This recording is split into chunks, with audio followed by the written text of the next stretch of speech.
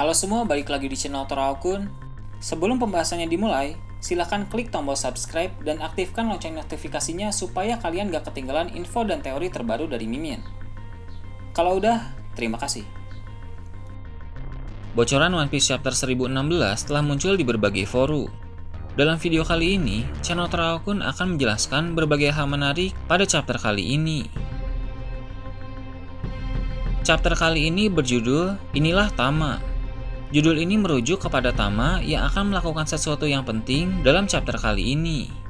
Masuk ke dalam cerita, CP0 yang berada di Pulau Onigashima kembali disorot. Mereka masih sibuk menganalisis jalannya pertempuran yang sedang terjadi. CP0 berkata bahwa setelah banyak Placers dan Waiters yang berpindah kubu, maka sekarang ini jumlah pasukan di pihak samurai telah berjumlah 7.000 orang, sedangkan di kubu Kaido berjumlah 20.000 orang. Perbedaan jumlah pasukan mereka memang masih cukup jauh, tapi ini sudah lebih baik dari sebelumnya. Sampai saat ini, apa yang dilakukan CP0 masih sebatas menganalisis. Tapi, admin cukup yakin mereka akan punya peran yang cukup signifikan dalam perang Wano ini. Apalagi jika CP0 melapor kepada Gorosei untuk mengirimkan angkatan laut. Pasukan besar angkatan laut pasti akan segera datang ke Wano Kuni dan tidak menutup kemungkinan salah satu admiral bahkan mungkin Garp akan terjun ke medan perang. Di tempat lain, Ulti kembali bangkit dan bertemu dengan Nami. Kekuatan fisik dan kemampuan pemulihan Ulti sebagai pengguna buah iblis Ancient Zoan memang luar biasa. Karena dalam perang Wano ini, dia sudah terkena serangan telak berkali-kali. Bahkan beberapa waktu yang lalu, dia diserang oleh Big Mom sampai pingsan. Tapi sekarang, dia masih bisa bangkit dan kembali melibatkan diri dalam pertempuran. Terjadi pertarungan antara Ulti melawan Nami, di mana dalam pertarungan tersebut, Ulti berhasil menghindari serangan Nami. Tapi berkat bantuan Zeus, serangan Nami bisa mengejar Ulti. Dengan Zeus yang telah kembali menjadi milik Nami, navigator dalam bajak laut topi jerami itu menjadi semakin kuat. Kehadiran Zeus memang sangat bagus untuk meningkatkan kekuatan Nami. Beruntung bagi Nami karena Zeus masih bertahan hidup, walau dalam beberapa chapter sebelumnya, dia terlihat dimakan oleh Hera.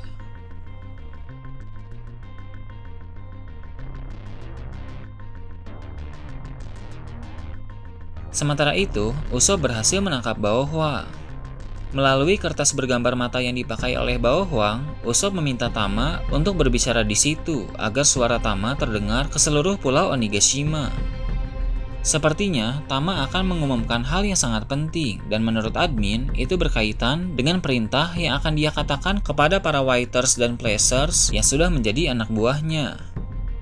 Perlu diingat, apapun perintah Tama pasti akan mereka ikuti karena mereka telah mengonsumsi Kibi Dango Tama. Perintah dari Tama pasti akan punya dampak yang cukup besar dalam pertempuran ini. Di bagian akhir chapter, diperlihatkan pertempuran antara Kaido melawan Yamato. Seperti yang kita tahu, dari chapter yang lalu Yamato memang menantang Kaido di atap istana, dan diketahui kali ini Kaido langsung menjawab tantangan dari putrinya itu. Kaido memang suka menerima tantangan, tak peduli walau dari anaknya sendiri. Yamato memiliki kemampuan bertarung yang hebat, tapi dia sendiri menyadari bahwa dia tidak akan bisa mengalahkan Kaido. Sang makhluk terkuat itu terlalu sulit untuk dikalahkan. Meski begitu, tujuan utama Yamato bukan untuk mengalahkan Kaido, melainkan hanya sekadar menahannya saja sampai Luffy pulih. Hal tersebut memang wajar, karena seperti apapun jalan ceritanya, tetap saja pada akhirnya orang yang harus mengalahkan Kaido adalah Luffy.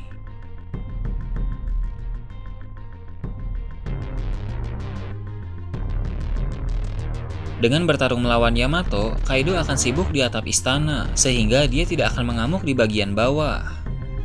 Hal tersebut bagus bagi kubu samurai, karena kalau Kaido mengamuk di Pulau Onigashima, maka dia akan sangat sulit untuk dihentikan, mengingat orang-orang kuat di kubu mereka seperti Marco, generasi terburuk, dan para kru Luffy sedang fokus bertarung melawan musuh yang lain. Dalam pertarungan melawan Yamato, Kaido mengaku tidak akan menahan diri.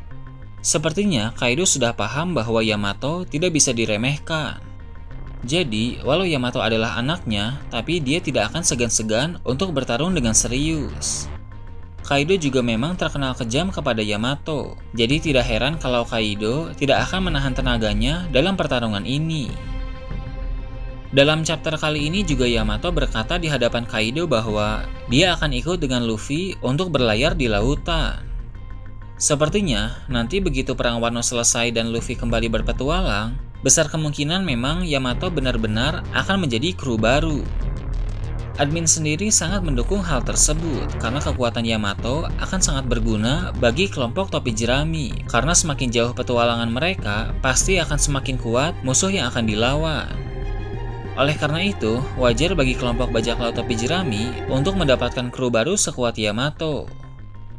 Lalu di akhir chapter, terjadi bentrokan haki antara Kaido dan Yamato.